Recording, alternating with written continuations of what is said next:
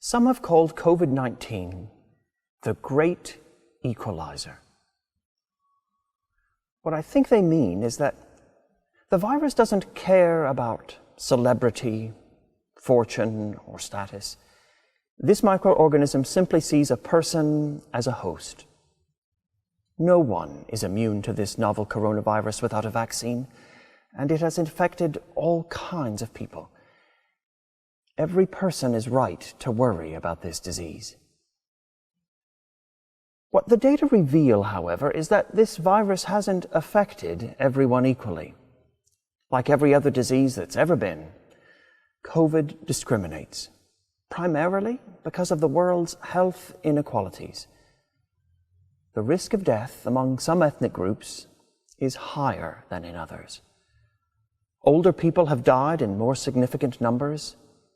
Low-income populations have seen higher infection rates, and those with pre-existing conditions face the gravest danger. Measures to reduce the spread of the virus have not affected everyone uniformly either. COVID-19 has put women more at risk of losing their livelihood compared with men. Not everyone has been able to pivot and work from home. And at home, not every person has faced the same thing. People experience isolation differently. Home is not a place of safety for everyone. All of this, of course, assumes one has a home. While the past year and a half has been tough on many people, the lockdown has disproportionately affected vulnerable communities most. When it comes to this pandemic, we're not all in the same boat. There's something about a boat in today's gospel. After teaching on the shore, Jesus and his disciples left the crowd to cross to the other side.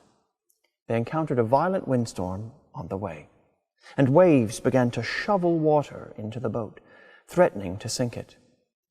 The disciples thought for sure they were going to die. They didn't, though.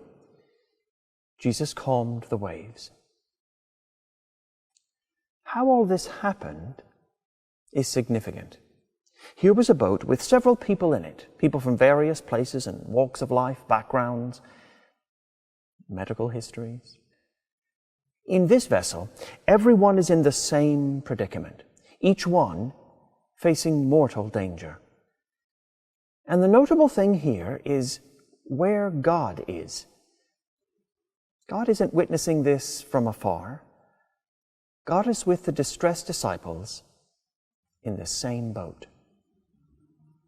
That's something about the Christian faith worth taking note of. It contrasts with other worldviews and teachings. The God that Christians proclaim is not a spectator watching from another world as people thrive or perish on the sea of life. The God we come across in Jesus Christ isn't contending with something foreign or strange. God is dealing with something personal and close. Some people have said of this pandemic, we're all in this together. Well-intentioned folk have attempted to relate to others' difficulties in a meaningful way, and that's a noble thing. But we must recognize that COVID has not leveled the playing field. Some of us have freedoms, benefits, and opportunities that others do not. And some of these disparities affect how people experience this deadly disease. As much as some may want to claim solidarity with all humankind, many are going it alone right now, either as individuals or particular groups. And it can be frustrating, if not hurtful, when folk try to claim equality or that they're close to others, when each of us is in a unique circumstance with a different storm to weather. During the torrential downpour, the disciples asked Jesus, "Teacher, do you not care that we are perishing?" It's a question we might ask now. As we witness the poor, the disadvantaged, the marginalized and the isolated suffer this disease differently from others with more privilege, we might wonder, who cares? Today's gospel tries to show us that God does. God has not walked out on humanity. Right alongside us, in the same complicated circumstances, is the Lord. And perhaps that leaves us a little disconcerted. Is God asleep? Is God unfeeling? Because where our rescue comes from might surprise us. It is in the place of perishing, the sinking ship. We find our help not from the shore, a lifeline thrown from the pier, nor another vessel. Support doesn't come from out there. It comes from right here.